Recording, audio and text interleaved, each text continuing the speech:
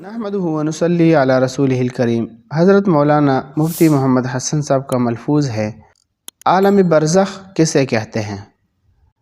ارشاد فرمایا کہ حضرت علامہ انور شاہ کشمیری رحمۃ اللہ علیہ فرمانے لگے کہ یہ قبر کا جہاں، جس کو برزخ کا جہاں بھی کہتے ہیں، موت سے لے کر قیامت تک انتظار کا جو زمانہ ہے، اسی کو عالم برزخ کہتے ہیں۔